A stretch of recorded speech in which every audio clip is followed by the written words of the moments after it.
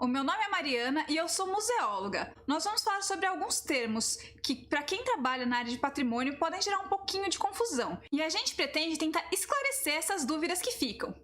Então, vamos lá! Vamos começar com uma que vai fazer parte do nosso curso. Muitas vezes vocês vão ouvir essas duas palavras associadas. A gente vai falar conservadores restauradores, quando for nos referir aos profissionais que trabalham na área, e conservação-restauração, quando a gente for falar da área propriamente dita. Essas duas palavras elas costumam estar associadas porque são ações complementares. A gente já vai falar um pouco mais sobre isso. A expressão conservação-restauração é extremamente utilizada na França. Aqui no Brasil, a gente costuma utilizar também outros sinônimos com essa mesma ideia. A gente fala de salvaguarda, de preservação e de conservação. O termo conservação também é muito utilizado para designar todas as ações que envolvem o prolongamento da vida de um monumento, de um objeto, de um patrimônio, principalmente nos países anglofônicos, ou seja, aqueles países que falam a língua inglesa, e nos países que falam a língua espanhola. Aqui, a gente costuma utilizar todos esses termos mais ou menos como sinônimos, tendo umas diferenças, mas pouco significativas. Mas quais são as ações desenvolvidas pela área? Nós temos algumas, e todas elas são complementares. A primeira que a gente vai falar sobre é a conservação preventiva. Quando a gente pensa em museus, em coleções, em patrimônio de uma forma geral, a primeira coisa que a gente tem que pensar no campo da conservação-restauração é na conservação preventiva. A conservação preventiva ela vai desenvolver todas as ações que são feitas para prevenir danos futuros às peças. Ou seja, a gente vai pensar em formas de cuidar dessa peça sem interferir nela e fazer com que a vida dela dure o máximo possível. A gente vai falar de controle de ambiente, ou seja, controle de temperatura, de umidade, de iluminação, porque tudo isso causa muito mal às peças. A gente vai falar de controle de pragas, a gente está falando então de cupins, ratos ou qualquer tipo de seres vivos que vai acabar ocasionando danos às peças. E a gente está falando também do cuidado de manuseio, evitar que as peças se quebrem quando as pessoas forem tocar nelas por alguma razão para fazer manutenção ou limpeza, ou para quando essas peças forem para exposição, haver um cuidado para minimizar os danos que elas podem sofrer, inclusive pensando em reproduções e em réplicas para proteger o original. A gente também está falando sobre o transporte da peça. Tudo isso entra na questão da conservação preventiva. A gente tem também a conservação curativa, ou muitas vezes chamada só de conservação também. Ela vai agir sobre a peça para minimizar os danos já existentes. A gente está falando então de higienizar as peças, ou seja, da limpeza das peças, de cuidado com os fungos, eventualmente um cuidado com cupins em peças de madeira ou brocas em peças de madeira e papel. A gente está falando também da estabilização dos materiais, ou seja, minimizar os problemas causados por corrosão, por oxidação, né? A ferrugem, por exemplo, causa muitos problemas. E a conservação curativa vai cuidar e vai lidar com esses problemas, mas sempre pensando em minimizar os danos. E a gente vai ter o restauro, que vai ser a ação sobre a peça propriamente dita. O restauro ele é feito quando há uma perda da peça, de partes da peça, por exemplo. Quando a gente tem um objeto que está incompleto. E a gente precisa fazer com que ele fique um pouco mais completo para a gente ter uma noção do contexto dele, para que a gente possa apreciá-lo, para que a gente possa fazer uma leitura dele, para que a gente possa interpretá-lo. Muitas vezes, quando a gente tem uma peça com informações faltando, por exemplo, um quadro com uma parte da obra faltante, e a gente não tem uma noção do conjunto, é sempre necessário pensar num restauro. O restauro ele vai tentar trazer significado para essas partes faltantes. Ele vai tentar fazer uma intervenção que possibilite que a gente consiga entender a peça e que a gente consiga, dentro do possível, ter uma noção de como ela era antes de sofrer essas perdas causadas pelo tempo, pelo manuseio ou por qualquer situação. Claro que eu estou dando exemplos muito simples, mas o restauro ele tem diversas formas. A gente tem o restauro em museus, que ele vai ser um pouquinho mais rígido do que o restauro realizado por ateliês. E eu já vou explicar essa diferença. O restauro em museus, ele vai ter que respeitar algumas regras, que foram escritas ao longo do tempo em documentos utilizados mundialmente. A professora Jaque vai falar um pouquinho sobre um desses documentos, que é a Carta de Veneza, que ela trouxe um parâmetro muito importante para a conservação e restauração. Mas falando superficialmente, as peças de museu, quando elas forem reconstituídas, quando elas sofrerem uma intervenção de restauro, elas vão ter que sofrer da seguinte forma: vai ter que ser feita uma intervenção mínima, vai ter que se mexer o mínimo possível na peça para manter o máximo da originalidade dela. Quando a intervenção é muito grande, ela acabava gerando discussões se o objeto ele era original ou se ele acabava sendo uma cópia dele mesmo. De novo, no exemplo de um quadro, supondo que metade do quadro estivesse faltando e era feita uma reconstituição dessa metade do quadro, como que a gente ia saber o que dele era original e o que não era, se a pessoa tentou fazer essa reconstituição muito próxima daquilo que era antes de ter perdido essa parte? Então, houve uma intensa discussão sobre isso e determinou-se que as intervenções elas devem ser mínimas, para tentar se manter a originalidade ao máximo possível. Esse é o princípio da intervenção mínima. Uma outra questão levada em conta ainda nesse sentido é que essas intervenções elas devem ser visíveis. A gente não pode fazer com que a peça volte exatamente ao estado original, nem que ela fique muito parecida com o original. Tem que haver uma diferenciação entre o que foi restaurado e o que é original. Ela tem que, claro, conversar para não ficar um negócio muito chocante, mas ela tem que ser visível, você tem que saber o que foi mexido na peça. Fala-se também do princípio da reversibilidade, que seria a utilização de materiais que vão interferir o mínimo possível na estrutura do objeto e que no futuro eles possam ser desfeitos. Então as intervenções que você faz, elas devem ser possíveis de desfazer no futuro, caso surjam novas tecnologias ou novas formas de se fazer o restauro. Esse é um princípio considerado um pouco utópico, porque praticamente tudo que a gente fizer numa peça, mesmo que seja uma simples higienização, ela pode acabar causando alguma alteração na peça, mesmo que mínimo a longo prazo. Por exemplo, se você utilizar algum produto para eliminar cupins, esse produto pode, a longo prazo, causar alguma alteração na peça. Hoje em dia, se fala do princípio de retratabilidade, que seria mais ou menos pensar no equilíbrio entre o reversível e o irreversível. Então é mais ou menos o que eu falei. Você pode utilizar o material para retirar os cupins, tendo a consciência que no futuro ele pode causar danos para a peça ou modificações ou alterações na peça, que são irreversíveis. Mas tendo consciência disso e pesar se aquilo é importante para a conservação da peça, fundamental para a conservação da peça, ou se aquilo pode ser deixado de lado, pensando nos danos futuros. Isso seria para um restauro de patrimônios, para um restauro de objetos em museus e instituições culturais. Quando a gente pensa no restauro comercial, ele vai ser um pouco diferente. Um restaurador que trabalha em um ateliê e ele recebe clientes que estão pensando em objetos de uso cotidiano deles, muitas vezes eles não vão desejar que o objeto tenha as intervenções visíveis. Eles vão querer que o objeto fique como novo. Esse tipo de restauro ele não é indicado para museus, mas muitas vezes é o que acontece fora dessas instituições. E é uma forma de restauro sim, mesmo sendo um pouco diferente. Agora que vocês já têm uma base do que é o restauro, do que é a conservação preventiva, do que é a conservação curativa, vocês vão lembrar que no início do vídeo eu falei que as ações elas eram complementares. E por que eu digo isso? Sempre que você vai realizar um restauro, você precisa realizar uma higienização da peça. E a higienização da peça, como a gente viu, faz parte da conservação curativa.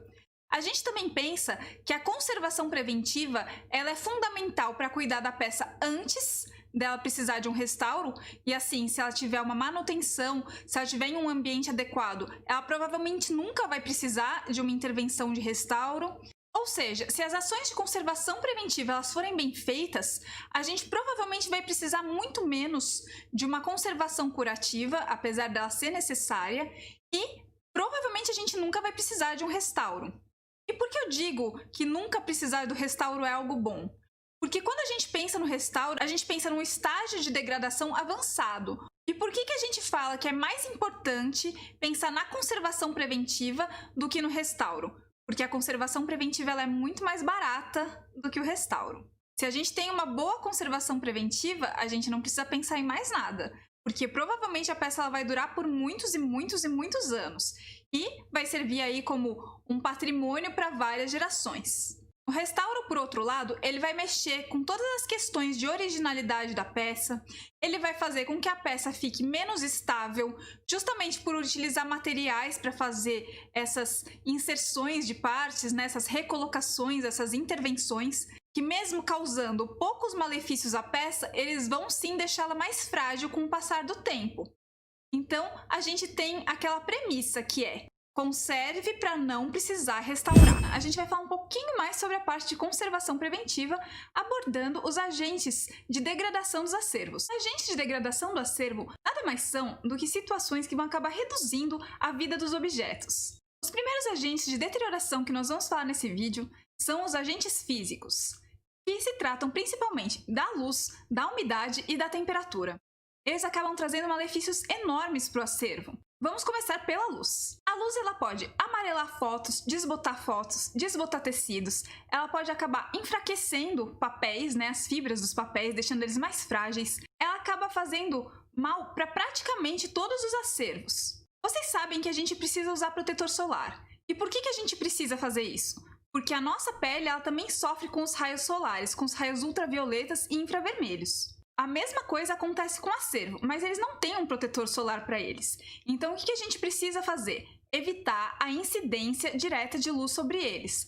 Ou seja, espaços que têm acervos, que têm bens culturais ou que têm objetos que vocês gostem muito e queiram que eles durem por mais tempo, não devem receber luz direta. A gente deve fechar cortinas, a gente deve ter filtros nas janelas, a gente deve ter espaços de armazenamento como caixas, embalagens que sejam próprias para esses acervos e para que eles fiquem protegidos em lugares aí ao abrigo de luz. E isso serve também para luz artificial, não somente para luz natural. A gente também deve evitar que acervos fiquem em espaços onde a luz fluorescente, por exemplo, pegue muito em cima deles. A gente também deve evitar que as luzes artificiais incidam diretamente sobre objetos. É por isso que quando vocês vão em museus, eles proíbem o uso de flash. A luz do flash ela é muito forte, ela acaba trazendo altos índices de raios ultravioletas para os objetos e acabam diminuindo a vida deles. Ou seja, fotos vocês podem tirar, agora com flash jamais. Isso vai fazer com que o objeto fique muito mais frágil. A temperatura e a umidade elas podem trazer outros problemas. Elas podem acabar inchando madeiras, né, deixando a madeira ela macia, meio fofinha e inchada. Elas fazem com que acervos manuscritos, acervos documentais que tenham alguma marca feita à tinta ou impressos possam acabar borrando com o passar do tempo se a umidade não estiver adequada. Além disso, materiais de couro, eles podem acabar ficando um pouco quebradiços se a umidade estiver muito baixa. É sempre importante pensar que muita umidade faz mal e que pouca umidade também faz mal. A umidade em excesso, ela pode acabar favorecendo o surgimento de fungos e outros micro-organismos. Além disso, ela vai fazer exatamente com que os materiais frágeis eles fiquem um pouco mais moles. Ela pode também provocar a oxidação de materiais metálicos. A gente está falando, por exemplo, da ferrugem em objetos de ferro e de outros tipos de oxidação em outros tipos de metal. O que a gente pode fazer para evitar isso? É sempre importante que espaços que tenham acervos tenham um controle aí da umidade e da temperatura. Eles precisam ficar o mais estáveis possível. A variação de temperatura e de umidade é mais prejudicial até do que ambientes que tenham uma umidade inadequada. O ideal seria que a temperatura média do ambiente fosse entre 20 e 23 graus e que a umidade relativa dele fosse entre 50 e 60. É claro que isso são médias. Espaços de exposição, eles precisam ter um ambiente agradável, eles não podem ser muito frios. Mas os espaços onde os objetos ficam armazenados e que não têm tanto contato assim com pessoas, como reserva técnicas, eles podem ter sim uma temperatura mais baixa. Temperaturas baixas ajudam normalmente a prolongar a vida do objeto. Algumas outras questões que a gente pode levar em conta, que são muito fáceis de fazer para controlar a umidade e a temperatura, é observar se o espaço possui rachaduras no teto, se ele possui goteiras, se ele está sendo limpo com panos úmidos. Às vezes você passar um pano úmido no chão, ele acaba aumentando a umidade do espaço. Vocês já viram que quando a cidade está muito seca, quando os espaços estão muito secos, as pessoas colocam baldes de água, toalhas molhadas e coisas assim para fazer com que a umidade aumente? Pois é, quando a gente limpa um ambiente de acervo com panos úmidos, a gente acaba trazendo exatamente esse tipo de efeito. O que é o que a gente não quer para esse tipo de espaço. É importante também pensar que quanto maior a temperatura, mais umidade a atmosfera pode reter. Então, ambientes quentes eles acabam em geral sendo mais úmidos também. Por isso que o controle da temperatura é importante. Existe um equipamento chamado termohigrômetro que ele vai fazer exatamente isso. Ele vai medir a temperatura e a umidade do local. É muito utilizado em museus e espaços onde tenham acervos. Uma outra medida muito importante que a gente tem que levar em conta é a circulação de ar. Ambientes fechados que não tenham uma circulação de ar, eles tendem também a se tornar mais úmidos. Existem também os agentes biológicos. A gente está falando aí de todos os tipos de serizinhos que vão acabar afetando o nosso acervo. Eles normalmente gostam de lugares úmidos e quentes, principalmente se passar dos 30 graus e de 75% de umidade. A gente está falando, por exemplo, dos cupins e das brocas.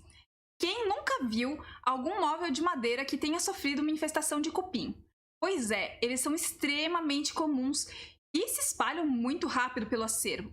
A forma mais fácil de você controlar a existência de cupins em acervos, em objetos, é fazer uma análise constante desses espaços. É sempre checar se você não encontra aquelas pequenas bolinhas que nada mais são do que o excremento dos cupins próximos a materiais de madeira. Além disso, nós temos as brocas. Elas são bem nojentas, elas acabam vindo de partes estruturais, elas atravessam paredes, elas vêm do solo, elas são uma infestação muito grave e são os principais inimigos dos livros, por exemplo. É muito comum nós vermos livros com rastros aí de furinhos de broca, e a gente deve sempre tomar muito cuidado onde a gente armazena eles. É importante, por exemplo, que os livros eles não estejam completamente encostados uns nos outros, pressionados de uma forma muito grande e que tenha um espacinho entre eles. Esse espacinho evita que as brocas andem, elas não gostam de espaços, elas gostam de lugares bem apertadinhos mesmo. Uma boa forma de você ver se tem brocas em algum lugar é porque elas deixam um pozinho bem fino, tão fino quanto talco mesmo, diferente das bolinhas deixadas pelo cupim.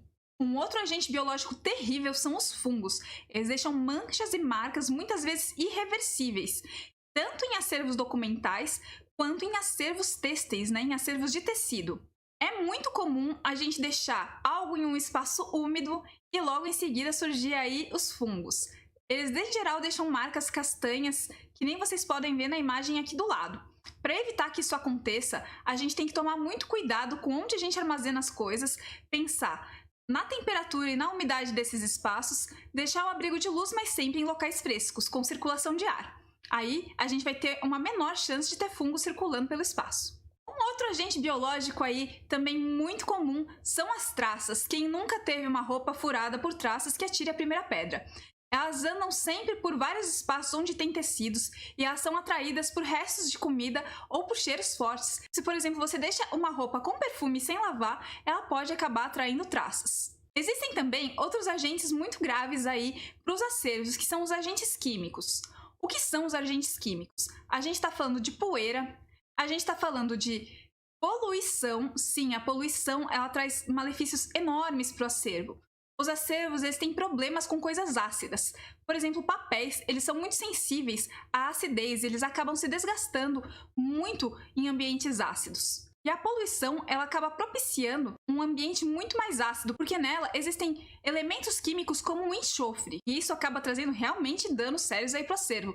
É sempre muito importante que a gente pense aí em como está o espaço que a gente está deixando os nossos acervos, os nossos objetos. E, de preferência, se a gente pensar em museus, que existam filtros de ar para evitar que esses poluentes entrem pelas frestas do nosso acervo, pelas janelas e tudo mais. Uma outra forma de evitar que os poluentes acabem entrando em contato com o acervo é pensar em embalagens de acondicionamento para esses acervos. Ou seja, são caixas, são sacos, são formas de acondicionar, de armazenar o acervo que vão evitar que ele entre em contato direto com esses agentes poluentes. A gente vai falar um pouco mais sobre isso mais para frente do curso também. Um outro agente químico muito sério que nós temos são os resquícios de produtos que ficam pelo ar. Por isso que locais onde tem reserva técnica, onde ficam acervos, os espaços de exposições em museus, eles não devem ser limpos com produtos de limpeza muito fortes, com odores muito fortes, porque todos esses resquícios de produtos de limpeza eles acabam ficando no ar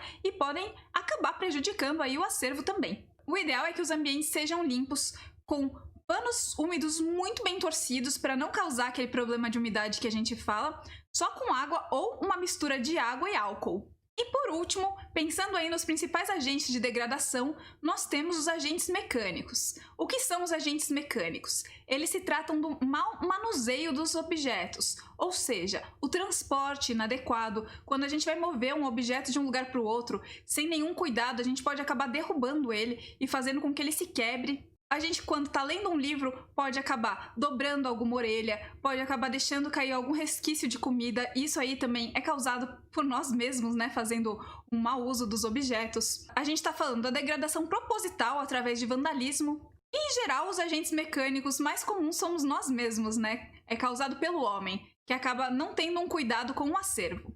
Além disso, nós, humanos, somos agentes poluentes também. Lembra que eu falei que a poluição ela é muito grave para o acervo? Bom, somos nós que causamos a poluição, nós que deixamos os resquícios aí de produtos químicos no ar, na atmosfera, que acabam prejudicando e diminuindo a vida do acervo.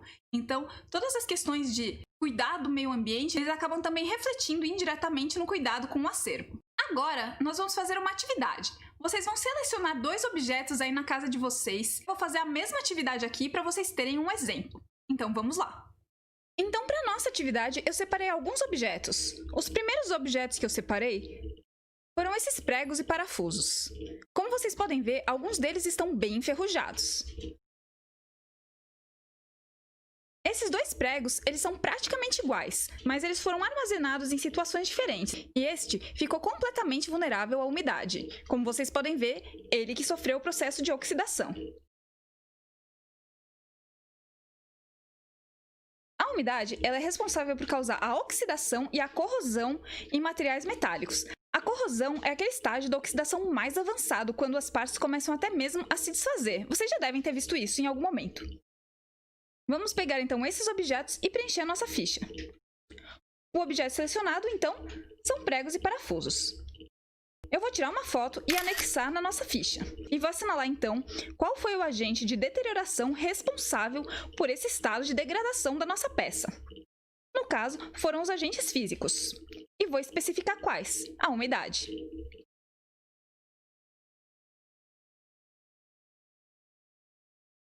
Vamos então separar o nosso segundo objeto. Eu separei aqui esse livro. Como vocês podem ver, ele está com diversas manchas. As folhas estão um pouco inchadas, principalmente na capa e na contracapa. E esses pontos castanhos, essas manchas, estão presentes em praticamente todas as páginas do livro. Vamos então preencher a nossa ficha. O objeto selecionado foi o livro Morro dos Ventos Uivantes. Vamos anexar uma foto. E vamos assinalar qual foi o agente de deterioração. No caso, foram 2. Nós temos os agentes físicos e os agentes biológicos. E eu vou especificar quais. No caso dos agentes físicos, eu estou falando da umidade novamente. A umidade, além de ser um atrativo muito grande e propício para a proliferação de fungos, ela também acaba causando essa questão que eu falei do inchaço das páginas. Principalmente aqui na contracapa e na capa. E de agentes biológicos, nós temos os próprios fungos, que são os responsáveis por todas essas manchinhas que nós estamos vendo ao redor do livro. Lembrando que os objetos que vocês selecionarem na casa de vocês, eles podem ter sofrido a deterioração causada por outros agentes. Não esqueçam de assinalar quais, muitas vezes podendo ser mais de um, inclusive. Então foi isso, espero que vocês tenham gostado da aula, aprendido um pouquinho sobre os agentes de deterioração. Eu vou deixar para vocês também um link de uma outra aula minha sobre isso, que tem uma outra atividade, que caso vocês queiram fazer vai ser bem legal também. Mas afinal de contas, por que nós preservamos os objetos? A gente visita museus, a gente vê uma série de objetos expostos. Vocês já pararam para pensar por que eles estão lá? Até pouco tempo atrás, as coleções em museus elas eram formadas por peças de valor histórico, normalmente calcadas em figuras notáveis, por peças de valores artístico e estético, considerados importantes, por peças de valores científicos, utilizadas para pesquisa ou mesmo por curiosidades. O patrimônio, de uma forma geral, era pensado dessa forma. Normalmente eram valorizadas todas aquelas ideias que representassem algo belo, algo historicamente importante, ou algo de valor científico imensurável. Com o passar do tempo, nas últimas décadas, a noção de patrimônio ela se alargou. E a gente pensa em valores representativos, em valores simbólicos, em valores afetivos também. Ou seja, As coleções em museus, elas não precisam ter um valor monetário, elas não precisam ter um valor estético, elas não precisam necessariamente ser calcadas em curiosidades. Elas podem ter um valor representativo para uma comunidade, para um grupo de pessoas. As pessoas podem ver naquele objeto uma parte da história delas. Se a gente pensa em museus de cidades, em museus de regiões e em museus de comunidades menores, em vilas, em bairros, a gente tem exatamente essa ideia. Pequenos grupos que escolhem e selecionam objetos que contam a história daquele espaço. Normalmente são objetos cotidianos, que acabam mudando de status quando eles entram no museu. E o que eu quero dizer com essa mudança de status? Quando um objeto cotidiano deixa de ser um objeto cotidiano e ganha um valor representativo. Bom, vamos pensar em um objeto do nosso dia a dia, um relógio, por exemplo. O relógio, ele serve para ver as horas. Ele pode ser feito de diversos materiais, ele pode ser feito até mesmo de ouro, sendo um relógio caríssimo, ou de uma marca famosa, ou ter pertencido a alguém famoso, mas ele pode ser simplesmente aquele relógio de parede que está na nossa casa para ver horas. Quando ele entra no museu, ele ganha um status diferente. O relógio que entra no museu, ele não serve mais para ver horas. Claro que ele pode estar funcionando, mas isso é irrelevante. O importante é o que se compõe através dele. A gente pode montar diversas exposições falando sobre relógios. A gente pode falar sobre as mudanças de tecnologia, pensando em relógios de bolso, em relógios de pulso, em relógios digitais, e hoje em dia que a gente praticamente não usa mais relógio e vê as horas no celular. Essa pode ser uma história contada pelo relógio. Ele pode ser um relógio que tem um significado muito importante para determinada comunidade. De repente, ser o relógio da torre de uma igreja que passou por diversos momentos na cidade. A gente pode pensar nos materiais utilizados para aquele relógio. Sendo um relógio de plástico, um relógio de ouro, um relógio de ferro. Enfim, a gente tem infinitas histórias que a gente pode contar com o mesmo objeto. É exatamente essa mudança de status. O relógio do uso cotidiano, ele serve para ver horas. O relógio, quando ele entra no museu, ele serve para contar inúmeras histórias. Um outro fato que demonstra essa mudança de status é que esse objeto, ele passa a não pertencer mais ao circuito econômico. Quando a gente tem um relógio, a gente pode vender esse relógio ou a gente pode comprar um relógio novo. Mas o relógio do museu, a gente não pode fazer isso. Justamente por ele ter um valor simbólico, ele não está mais aberto para vendas e compras. Não é claro que os museus podem vender seus acervos, mas existe toda uma legislação voltada para isso, não é algo tão simples. E avaliar peças que estão em museus e peças que estão fora de museu pelo seu valor é completamente diferente, justamente porque tem esse valor simbólico agregado ao valor material da peça. Quando a gente pensa também em um objeto de museu, essa questão simbólica, ela vai ser a parte imaterial relacionada ao objeto. A gente fala bastante, a gente escuta muito falar sobre o patrimônio material e o patrimônio imaterial. O patrimônio material é tudo aquilo que é palpável, é tudo aquilo que é tangível, aquilo que dá pra gente tocar, como uma edificação, como um monumento. Aquilo que é imaterial é algo que a gente não pode tocar. São os modos de fazer. São as tradições orais passadas de geração para geração. É a nossa língua, são as nossas expressões, é a dança, a música, tudo isso é imaterial. Quando a gente pensa em objetos de museu, eles são assim também. Eles têm a parte física deles, que seria o objeto em si, e eles têm a parte simbólica, que é essa parte que a gente está falando representativa. E muitas vezes elas estão intimamente atreladas. A gente pode ter um objeto que representa uma forma de fazer. Por exemplo, existem comunidades em que as pessoas utilizam tachos de cobre para fazer doce. Por exemplo, em Pelotas isso acontece comumente, ou em cidades do interior. O tacho de cobre, ele vai ser um elemento físico que vai representar um modo de fazer da culinária. E a gente pode pensar isso em muitas outras coisas também. Se a gente tem, por exemplo, um figurino usado para o carnaval, esse figurino ele pode representar toda a festividade que está em volta dele. Ou um traje típico das congadas, por exemplo. Isso vai também representar a parte imaterial, a gente tem um objeto que vai nos remeter a isso. E por que a gente coleciona objetos e acondiciona esses objetos em museus? O museu, historicamente, ele tem um papel de guardar aquilo que é importante. Depois da Revolução Francesa, onde muitos monumentos, onde muitos espaços foram destruídos, a sociedade começou a se movimentar para pensar na preservação. É a partir desse momento que surge a ideia de patrimônio cultural. E nesse mesmo momento, praticamente junto, surge a ideia de acondicionar os objetos em espaços. E esses espaços são os museus. Então todos os prédios, os monumentos, as igrejas, eles são tombados. Eles passam por esse processo de patrimonialização, de mudança de status através do tombamento. As obras de arte e objetos que pertenciam à monarquia, que a partir de então não existiam mais e passavam a pertencer ao Estado, elas tinham que ser atuteladas, elas tinham que ser guardadas, salvaguardadas em algum lugar. E o lugar que foi escolhido para isso foram os museus.